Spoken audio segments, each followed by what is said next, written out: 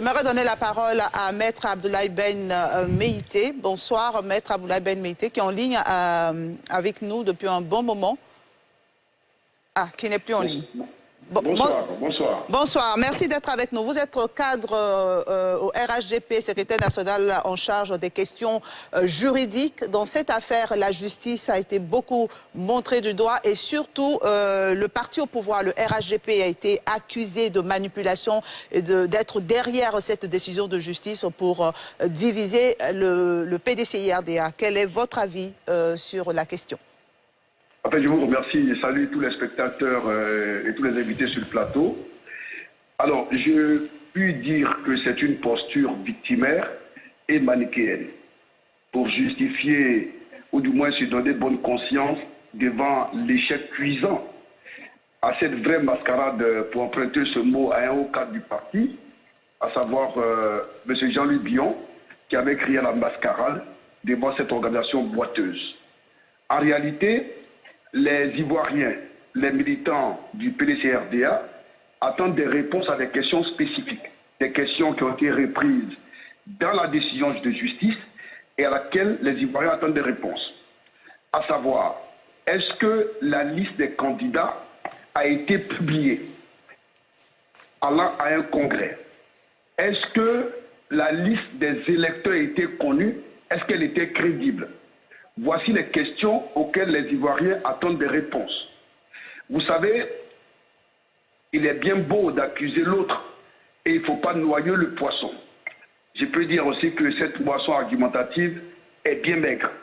Pour un aussi vieux parti qui se fait le chantre à corps et à cri de la transparence électorale et qui, au même moment, ne parvient pas à créer les conditions de cette transparence en son propre sein pour la désignation de ces organes.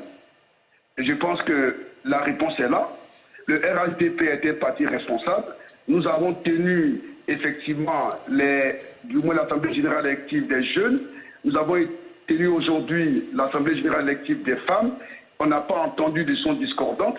Tout s'est passé dans un cadre démocratique, dans une ambiance festive pour le bonheur de notre parti. Je pense que le PDCI gagnerait à régler ces problèmes parce que les argumentaires, du moins les motifs de la décision sont un peu plus clairs. Et je pense que effectivement, et j'ai entendu tout à l'heure sur le plateau, et l'autre l'a bien dit, on a dit que Guiraoui était candidat, mais le ministre Guiraoui était candidat, qui n'est plus candidat, alors qu'il a un directeur de campagne. Qu'est-ce qui allait se passer hier? Est-ce que la justice pouvait rester immobile face à une situation aussi délétère? Voici les véritables questions. Et je pense qu'il faut saluer ces deux grands militants qui ont fait la preuve de leur militantisme et en invitant les décideurs du parti à s'attacher aux textes. Parce que la démocratie aussi se veut respect des textes et respect de la loi. Écoutez tout à l'heure, Maître Abdoulaye Meïté, c'est bien ça, hein? Tout à fait. Je pense qu'il est très mal placé en fait pour donner des leçons sur l'organisation d'une élection. Il a parlé du fait que le RHDP sortait d'une élection des jeunes du RHDP, c'est ça, qui s'est très bien passé. C'est pas vrai. C'est pas vrai. Quand on dit ça s'est très bien passé, c'est pas vrai.